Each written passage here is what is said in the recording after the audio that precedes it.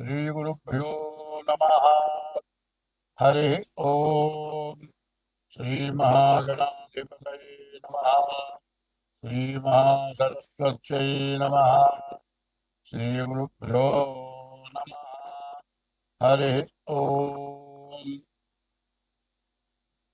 यत्कर्ता जगतां भर्ता संहर्ता महतां प्रणमामि तमादित्यं बहिरन्तस्तमोपहम् भवत्यश्चनि नक्षत्रमक्षीदस्रस्तुरङ्गमः आद्यस्तुरङ्गस्तुरग అచ్చో బాజీయో హరి.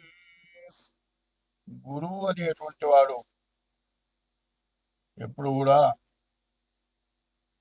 గురువు దైవం అన్నారు. ఈ గురువు దైవం ఎట్లా ఉంటారు అంటే, నీ హృదయం సక్రమంగా ఉంటే, నీ హృదయాన్ని దైవమందు గురువందు ఉంచితే, నీవు గురి కలిగి ఉంటే దైవం నీకు ఎప్పుడూ అనుకూలిస్తాడు అని ప్రపంచం మొత్తం ఆవరించున్నాడు. గురువుకి దైవానికి రూపం లేదు. అయితే నాకేదో గురువు ఉపదేశం చేశాడు అని అనుకోవటం కాదు. గురువు యొక్క దయ నీ అందు ఉంటే దానంతా అదే పుట్టుకొచ్చేస్తుంది. అటువంటి గురువుకి నమస్కారము. వైశాఖే మాసి కృష్ణాయ దశమ్యాం మందవాసరే పూర్వాభాద్ర ప్రబోధాయ మంగళం శ్రీ హనుమతే. హనుమత్ సీతా సమేత శ్రీరామచంద్రమూర్తికి శిరసాష్టాంగ నమస్కారాలు. 2025వ సంవత్సరం అక్టోబర్ నెల కుంభరాశి. ఈ కుంభరాశి పరిస్థితి ఏమిటా అని ఆలోచిస్తే, ఈ కుంభరాశికి శని పూర్తిగా బాగాలేడు.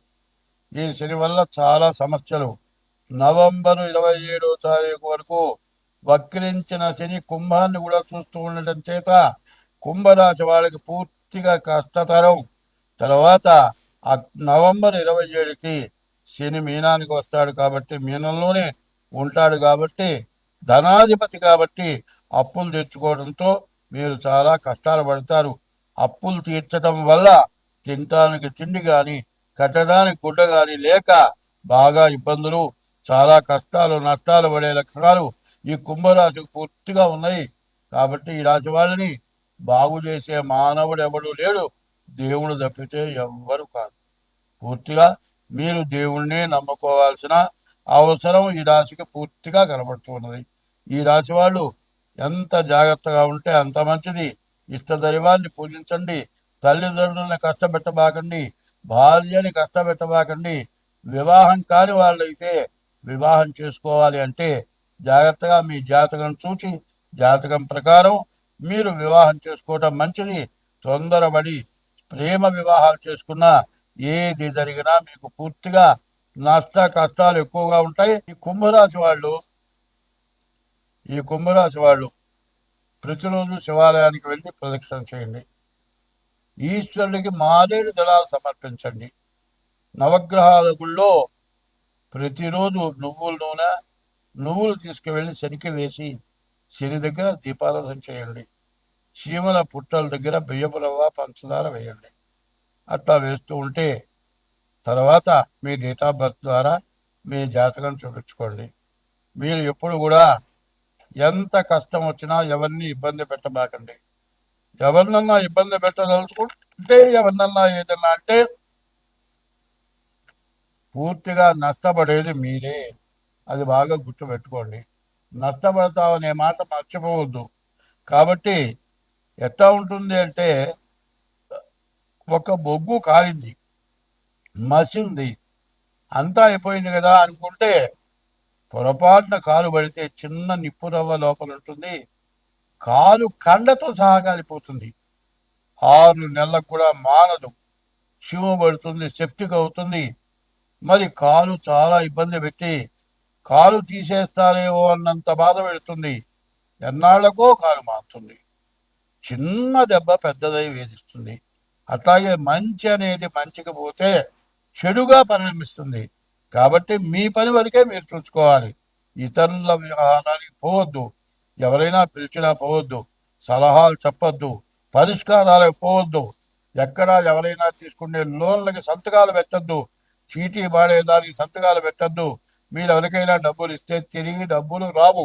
కాబట్టి మీరు ఎవరి ద్వారా అయినా సరే హామీలు ఉంటే వాళ్ళు ఎగ్గొడతారు. ఆ డబ్బులు మీరు ఇచ్చిన పడతాయి.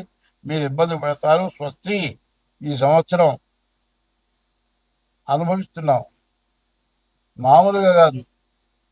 రేపు రాబోయే ఎండలు కూడా ఈ వానల్ని మించిన ఎండలు. అగ్ని కనబడుతుంది ఎండలో. ఎండలోనే మంటలు వచ్చే పరిస్థితి కూడా వస్తుంది. ఇంతకుముందు ఇట్లాంటివి వస్తాయి, అరిష్టాలు వస్తాయి, మరి చాలా గొడవలు వస్తాయి, చాలా సమస్యలు వస్తాయి, మరి చాలా సమస్యలకు గురవుతాము. జాగ్రత్తగా ఉండండి, దైవాన్ని పూజించని చెప్తే ఎవరా జాతకం చెప్పమంటే ఇట్లాంటి మాటలు చెబుతావేమిటి అని అన్నారు. మరి ఇప్పుడు అనుభవిస్తున్నాం. చూడండి, దేశంలో వచ్చిన వరదలు మామూలు వరదలు కావు. ఇట్లాంటి వరదలు ఎప్పుడు చూడలే. మరి కాశీ, గంగా, హరిద్వార్, హృషికేశ్, అమర్నాథ్ మొత్తం మునిగిపోయింది. చివరికి విజయవాడ రైలు బ్రిడ్జి పైకి కూడా నీళ్ళు వచ్చినాయి. ఇంత నీరు రావటం వల్ల నీటి కాలుష్యం ఎక్కువైపోయింది, వాయు కాలుష్యం ఎక్కువైపోయింది. దీనివల్ల రకరకాలైన సూక్ష్మజీవులు, మరి వీటి వల్ల మనిషికి అనారోగ్యాలు బాగా ఎక్కువగా ఉండి హాస్పిటళ్ళ పాలై, మరి తిండి అయితే పర్వాలేదు కాబట్టి తిండి కంటే రోగాల వల్ల బాధలు ఎక్కువ, రోగాల వల్ల మందులు ఎక్కువ వాడాలి. ఇట్లాంటి పరిస్థితులు వచ్చినాయి.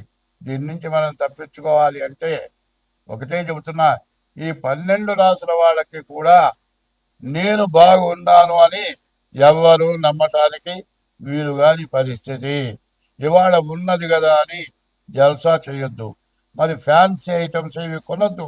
రేపనేది ఒక రోజు ఉన్నది. ఉన్న డబ్బులు జాగ్రత్తగా చేసుకుందాము. ఉప్పు కారం వేసుకొని తిందాము. జాగ్రత్తగా బతుకుదాం. రేపనే రోజుకు 10 రూపాయలు జాగ్రత్త చేసి పెట్టుకోండి. అట్లా లేకపోతే అడుక్కు తిన్నా కూడా ఇచ్చేవాడు పెట్టేవాడు ఉండడు. ఇవాళ ఉన్న పరిస్థితి అది. రోజువారి కూలి పని చేసుకునే వాళ్ళకు కూడా తిండి దొరక్క ఇబ్బందులు పడుతున్నారు. మధ్య తరగతి వాళ్ళు పూర్తిగా బాధలు పడుతున్నారు. కాబట్టి ఈ బాధల నుంచి మీరు తప్పించుకోవాలి. అందరం బాగుండాలి. ఒకటే మాట, ఒక్క మాట ముఖ్యమైంది. జీవితమున సగభాగము నిద్దులకే సరిపోవు. మిగిలిన ఆ సగభాగము చిత్తశుద్ధి లేకపోవు. అతి నిద్రాలోనుడు తెలివిలేని మూర్ఖుడు.